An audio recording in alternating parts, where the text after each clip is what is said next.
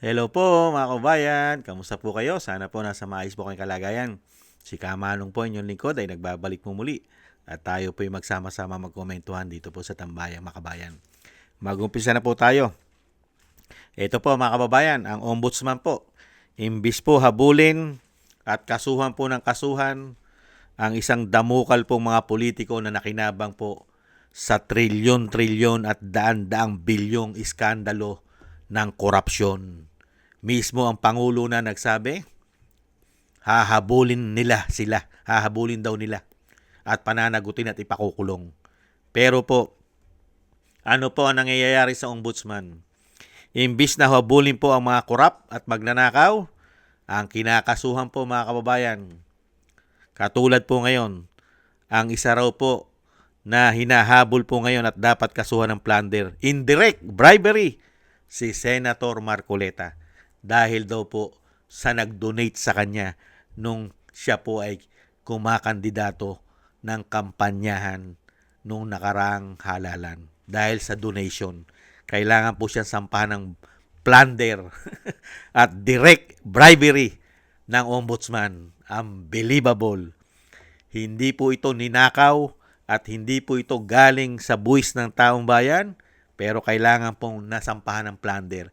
Pero po yung mga magnanakaw na hanggang ngayon, malayang malaya pa, bilyon-bilyon, ni wala tayong nababalitaan na sinampahan ng plunder. Hindi po ba? Ibang klase ka talaga, Boying. Kahanga-hanga kang ombudsman. Pakinggan po natin ang balita at panoorin.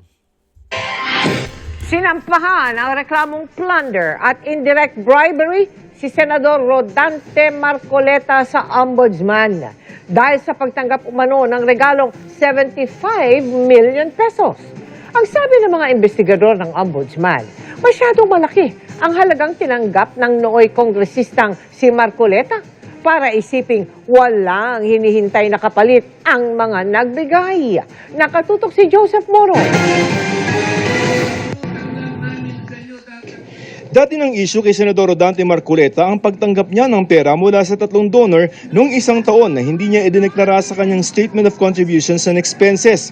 Lusot siya sa Commission on Elections dahil nabago na raw ang batas at hindi na raw ito isang election offense. Ang katwiran pa ni Marcoleta, natanggap niya ang pera bago pa ang simula ng campaign period. Pero ngayon, basehan na ito ng isang criminal complaint. Ang isyong yan ng pagtanggap ni Senador Marcoleta ng milyong-milyong pera ang nakitang basehan ng ombudsman para sa reklamong plunder. Sa order na eksklusibong nakuha ng GMA News mula sa isang source, pinasasagot ng ombudsman si Marcoleta sa reklamong inihain ng Field Investigation Bureau ng Ombudsman. Sa investigasyon kasi nito, nakitang habang nakaupo bilang kongresista, tumanggap si Marcoleta ng 75 million pesos noong January 2025. Batay ito sa pag-amin mismo ni Marcoleta sa investigasyon noon ng COMELEC. Lumabas din ito sa donor's tax returns na isinumite ni Marcoleta sa COMELEC. Batay sa investigasyon, hindi niya umano idineklara ang cash sa kanyang Statement of Assets, Liabilities and Net Worth para sa taong 2025. Ayon sa mga investigador ng Ombudsman, kahit daw hindi election offense, ang pagtanggap niya ng pera maaaring mauwi pa rin sa pananagutang kriminal at administratibo. Plunder daw na may tuturing ang sunod-sunod na pagtanggap ng pera ni nooy Congressman Marcoleta na umabot sa 75 million pesos sa ilalim ng Republic Act No. 7080. Sa laki daw ng halagang 75 million pesos, hindi na raw ito may tuturing na ordinaryong kagandahang loob kundi korupsyon na para makakuha ng pawor mula kay Marcoleta. Hindi rin daw dapat ito itinuturing na normal para sa mga pampublikong opisyal porket walang sinabing hinihinging kapalit. Tatlong tao ang pinanggalingan ng pera, 30 million mula kay dating Congressman Mike Defensor, 25 million pesos mula sa isang Joseph Espiritu at 20 million pesos naman galing sa isang Aristotle Baluyot. Dawit din ang tatlo sa reklamo. Sabi sa reklamo, sila ay mga co-conspirator o kasabwat dahil nagkuntsabahan sila sa paglilihim ng tunay na dahilan para sa cash gift. Bukod sa reklamong plunder, Nakita niyo po mga tambay. Pero yung nag-donate po nung campaign kay PBBM, hindi po dapat kasuhan ng plunder, indirect bribery. Napakarami po nag-donate sa kanya eh. Yung halos po nasa posisyon ngayon, daan-daang milyon ang donation ko po kay PBBM nung halalan. Hindi po ba pati nga yung nasa loto? Yung nasa loto, di po ba? Nag-donate din po kay BBM yun na hindi bababa sa 30 million yata. At yun mismo po si Lagdameo. How many hundred of millions ang dinonate nun kay BBM? At napakarami pa nag-donate kay PBBM na mga donors sa kanyang kampanya. Talagang napakalalaking pera. Daan-daang milyon. Pero wala pong issue dyan. Hindi pwedeng sampahan ng plunder. At yung sinasabing baka yan ay humingi ng pabor. Hindi po ba lahat ng nag-donate kay PBBM ay nasa posisyon ng gobyerno na bigyan ng pabor? Hindi kaya? Hindi po ba? Halos lahat ng nag-donate sa presidente na binigyan nila ng donasyon sa kanya pong pagtakbo bilang presidente. Hindi po ba nakikita po yata natin ngayon may mga posisyon sa gobyerno? Hindi kaya? Hiyang-hiya naman tayo sa ombudsman. Kasi kailangan po kasing targetin si Marcoleta. Dahil nga po, pag inumpisa na po nila investigasyon at hindi po makukudita si Alan Peter Cayetano, hindi po mapapalitang Senate President si Peter Alan Cayetano, maumpisahan na po ang malalim na investigasyon sa korupsyon. Hindi po ba? Hindi po ba kayo nagtataka? Bakit ang pinupuruhan po ngayon ng gobyerno ng DOJ, NBI, kasama ombudsman ay puro po saan? Sa oposisyon. Nakita niyo po? Lahat po ng nakikita po nila na magiging balakid sa kanilang plano na hindi na po yata mawala sa posisyon dahil sa dami po ng kanilang haharaping mga kaso pagdating po ng tamang panahon ay pinababagsak na po nilang lahat. Hindi kaya.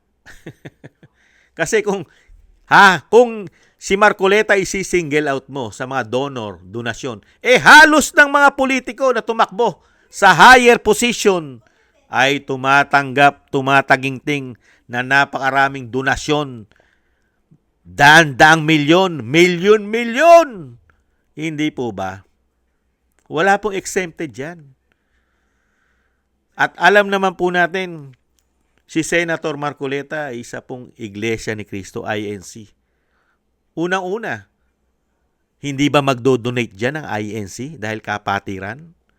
At wala po bang mga mayayaman na miyembro ng INC na magdo-donate sa kanya dahil nagtitiwala sa gagawing serbisyo nito para sa bayan?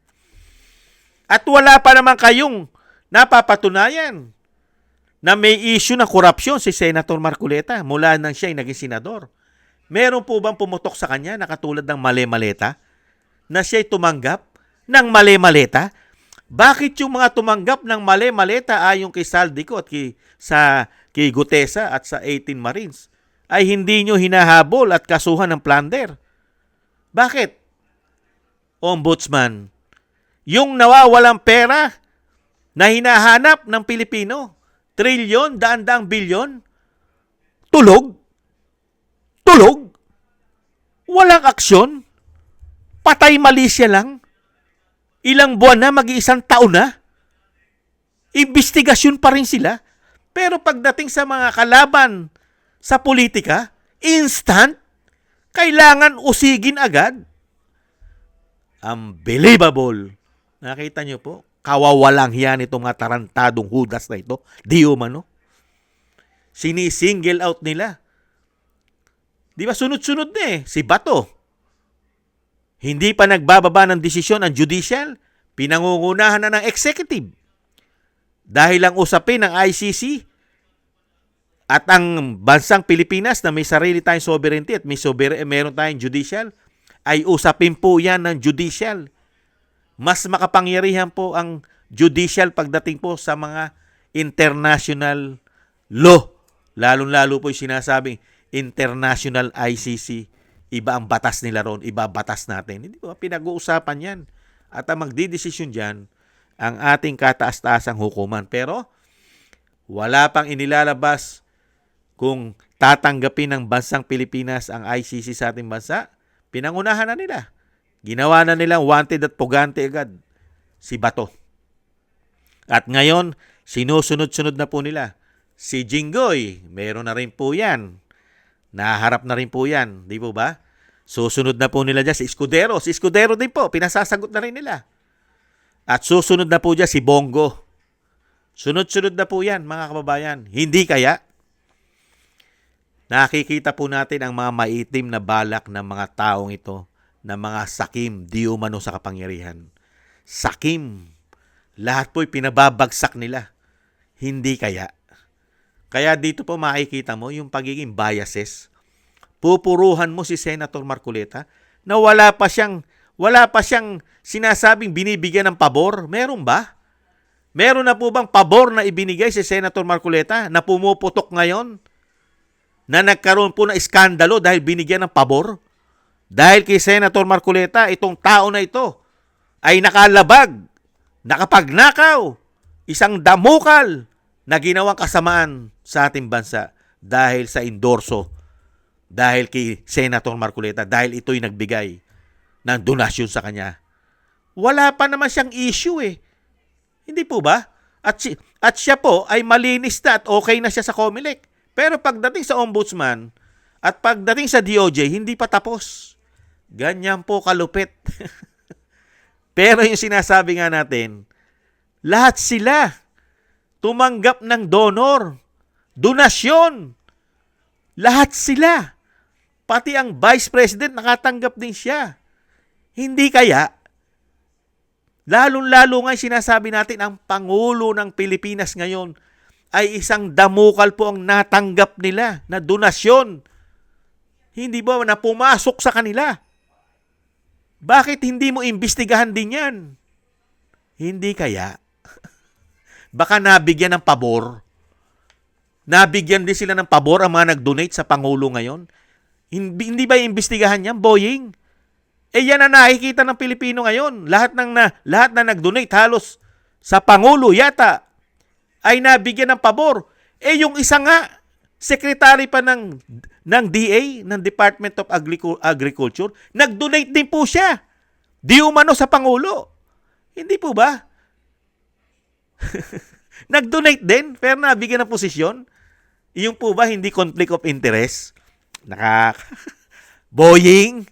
Nagtatanong lang tayo kay Boying. Unbelievable. Ibang klase ka. Wala naman po mararating ito eh. Dahil sinisingle out lang po nila. Dahil po kailangan nilang pabagsakin si Senator Marcoleta at ang mga kaalyado nito. Dahil naharap na po ngayon sa maiksing panahon. Kailangan po nilang madaliin. Maiksi na po kasi ang panahon nila. Kailangan na po nilang i-demolish lahat. Kailangan na po nilang pabagsakin lahat. 1 taon na lang po mahigit. Kung hindi po nila mapapabagsak ang mga tao na ito katulad ni Senator Marcoleta at ang Vice President Sara Duterte ay sigurado na po magiging presidente ng bansa sa 2028. At yung sinasabi pa ng kapatid na senadora na pag hindi nila napabagsak pa ang Vice President at mga kaalyado nito, saan sila aasa? Sa kongkon para balangkasin ang saligang batas at ma-extend ang kanilang mga posisyon sa gobyerno. Yan daw po ang kanilang huling baraha, di umano. At meron pa naman, hindi po ba, ang talagang pinakahuli yata na pwede nalang gawin kung hindi umubra lahat. Ano po? Yung ginawa ng kanyang ama. Yung history ng kanyang ama. Mahigit 20 taon nanungkulan sa ating bansa dahil hindi po sakim at ganid ang lahi nila sa kapangyarihan. Alam nyo na po kung ano yung idideklara sa kahuli-ulihan. Hindi kaya? Yan po mga kababayan, ang ginagawa po nila ngayon. Imbis po tutukan ang malawak ang korupsyon na matagal na pong iniintay ng taong bayan at galit na po ang mga Pilipino dahil nagbubulag-bulagan sila. Pero ang tinatrabaho po ngayon ay puro kalaban yata nila sa politika. Unbelievable. Maraming salamat po sa gusto po ng ating tambayan makabayan sa YouTube at TikTok. At ganun din po sa ating mga subscribers at patuloy po nagsusubscribe. Thank you po sa inyo. At ganun din po sa mga nagko-comment, like, share, and subscribe. Shoutout po sa inyo lahat. Mabuhay po kayo, mga kababayan. At shoutout din po, excuse me po, shoutout din po sa mga nagbibigay po ng tulong at biyaya. Shoutout po kay Kingston ng Hong Kong, kay Baby Roman at Ate Isa ng Cagayan, at kay Eric Hersho ng Canada, Jovelyn Watanabe ng Japan, Jem Aris ng United Arab Emirates, kay Gayat Shena, Tatay Nick ng Toronto, Canada, Jesus Valdepena, Rolando Guerrero, Milayi, Felipe Shapno ng Texas, USA, Rolando Timbol ng Alberta, Canada, Ma'am LB at Sir Manny ng North Miami, Florida, USA, Melchorita Espinosa ng Orlando, Florida, USA, Arthur Estranero ng USA, Randy Crispino ng Pasig, Mika Legaspi, Tessie Mantilla from Kuwait, Frank Zamora from California, USA, at Rolando Divina Gracia ng Bacolod City. Shoutout po sa inyo lahat. Thank you po at ingat-ingat po kayo, mga kababayan. At muli po, tiis-tiis lang po tayo, mga kababayan, at samahan po natin ng maraming dasal at panalangin nang tayo po'y maingatan sa araw-araw ng ating buhay. Maraming salamat po. Bye-bye.